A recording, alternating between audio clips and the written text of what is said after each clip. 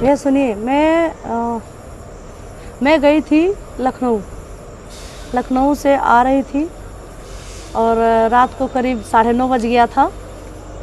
मुझे कुछ समझ में नहीं आ रहा था, मेरी तबीयत भी ख़राब सी लग रही थी, ऐसा लग रहा है कि मैं प्यास सी लगी है, मतलब दिक्कत महसूस हो रही थी, चक्कर से आ रहे थे, इसलिए हमें कुछ सूझा नहीं। हमने अध्यक्ष जी के पास कॉल किया और अध्यक्ष जी के पास हमने कॉल किया। अध्यक्ष जी से हमने कहा कि अध्यक्ष जी हमारी तबीयत ख़राब लग रही है, हम यहाँ स्टेशन पर फंसे पड़े हुए हैं, हमको प्लीज़ या तो कहीं रुकने का थोड़ी देर रुकने का समय दे दीजिए और या तो हमें हमारे घर भिजवा दीजिए।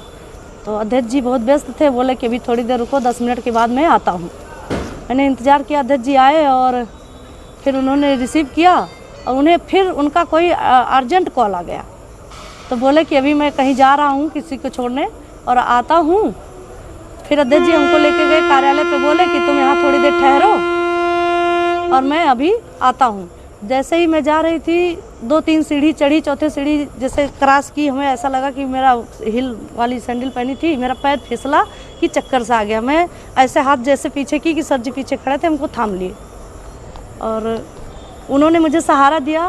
पैर फिसलने से अगर मेरा पैर भी टूट सकता था, मेरी और भी कहीं चोट आ सकती थी, सिर में चोट आ सकता था, बस यही बात है। और अध्यक्ष जी ने हमको कमरे तक छोड़ा और बोले आप तुम यहाँ अंदर रुको, मैं थोड़ी देर बाद अभी आता हूँ तो तुम्हें घर भिजवा देता हूँ किसी से।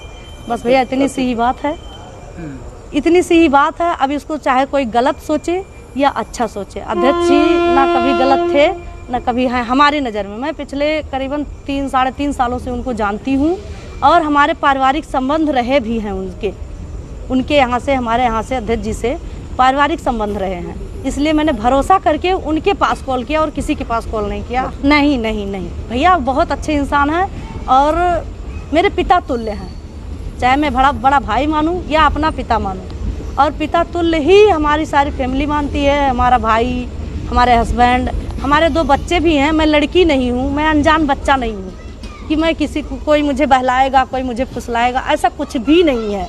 और जो सोच रहा है गलत सोच रहा है। इतने लोग अफवाह जो उड़ाए हैं मेरे खिलाफ, मैं कंप्लेन थाने में कर दी हूँ। अगर नहीं मानेंगे तो मैं मानहानि का दावा भी करूँगी, महिला आयोग जाऊँगी। और भैया मेरे भी इज्जत है या माननीय अध्यक्ष जी के पास भी इज्जत है, वो ऐसा कुछ समझते तो किसी लेडीज को क्यों सहारा देते? नहीं ना, ये गलत है, अफवाह है, ये राजनीतिक मैटर है।